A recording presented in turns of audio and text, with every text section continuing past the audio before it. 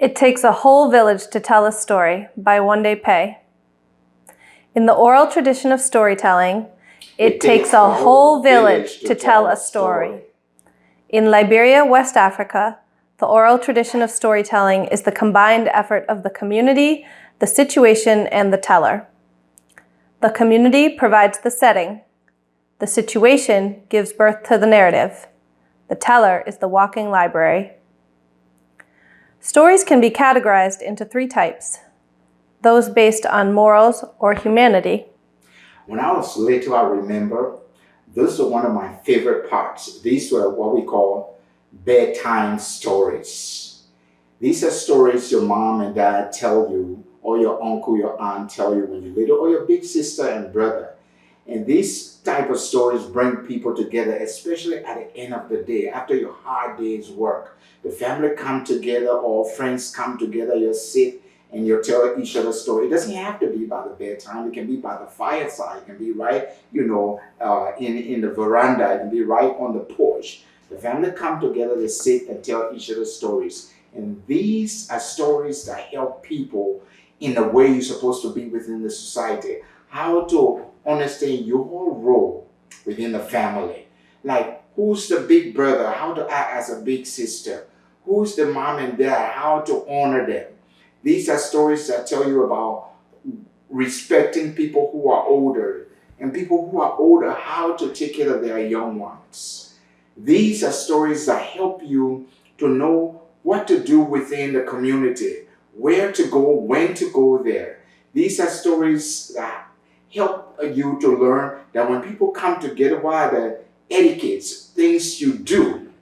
And these are stories that have to do with what we call behavior in one way, or you can say stories that have to do with, right and wrong within the community.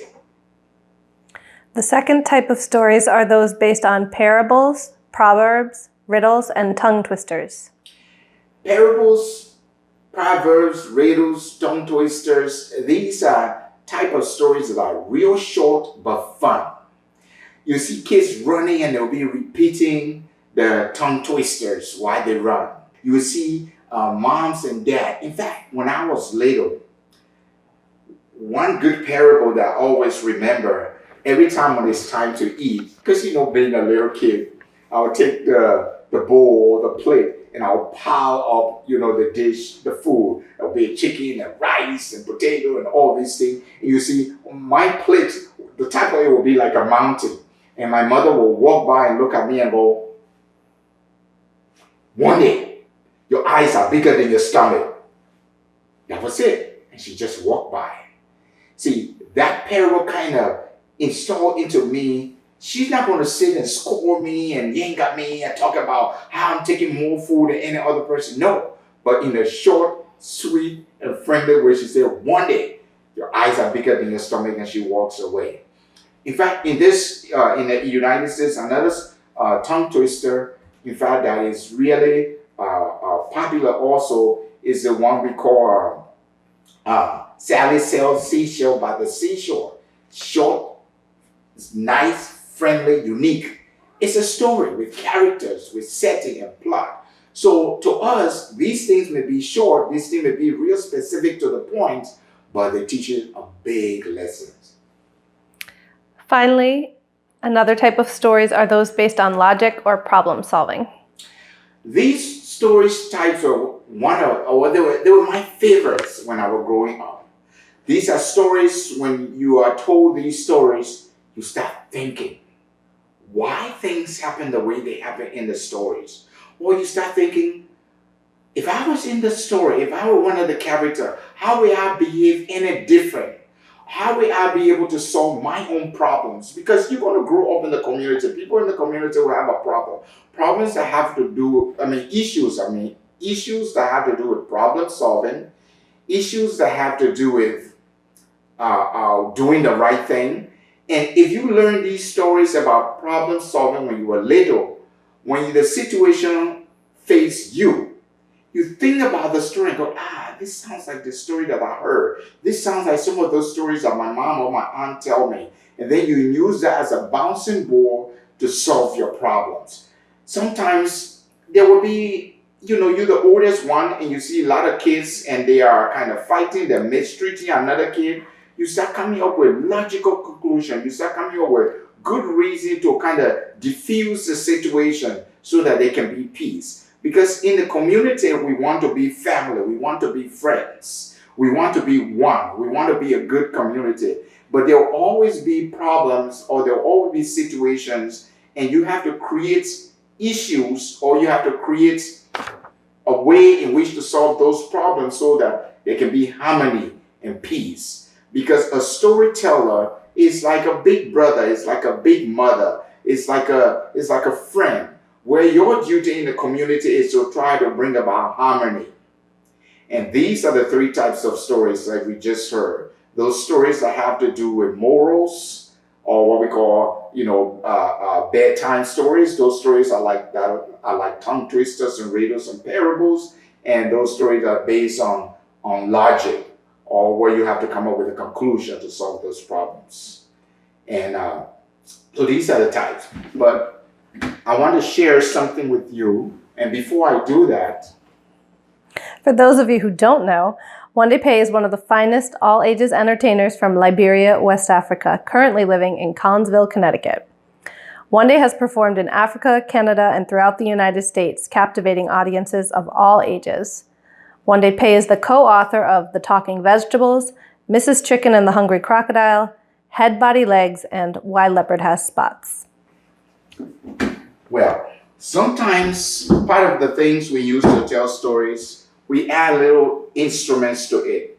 Instrument help you to sometimes tell the story better, and the instrument could be real simple. It can just be by clapping while you're walking or you're listening to the story. It could be a simple bell. You take the bell, and for example, you have this bell, and you hold the bell in your hand, or you play. So it's a double bell.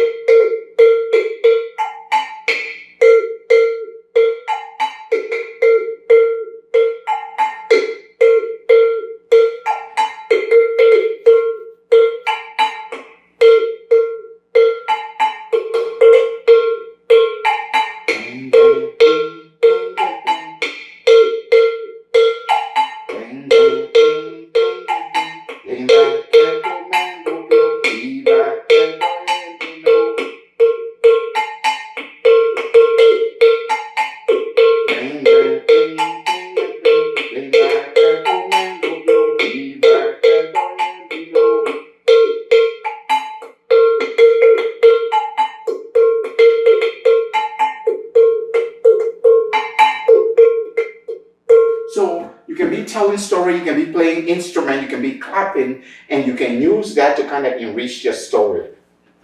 So, for example, you could have a different instrument. The instrument may not be a bell, it could be a drum, or it could be a kora. These are 21 strings instrument, and people play them around West Africa.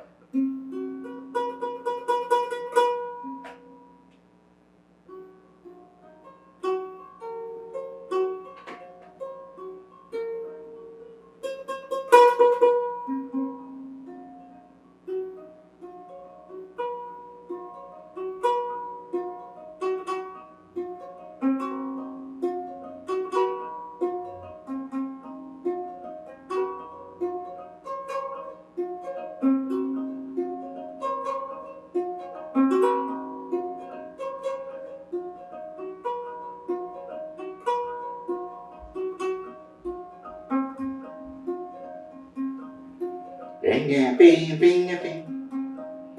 Bing, bing, bing, bing. Zimake to mengu pio pi bake do yendino. Bing, bing, bing, bing, bing. Yeah, bing, bing, bing, bing. Zimake to mengu pio pi bake do yendino. Bing, bing.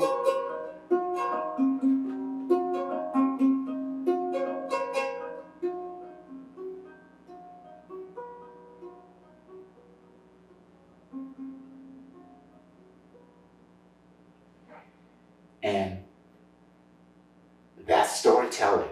It will come through music, it will come through dance, it can come from your mother, your father, or your brother and sister. And it's one of the way we entertain people. It takes the entire village to tell a story.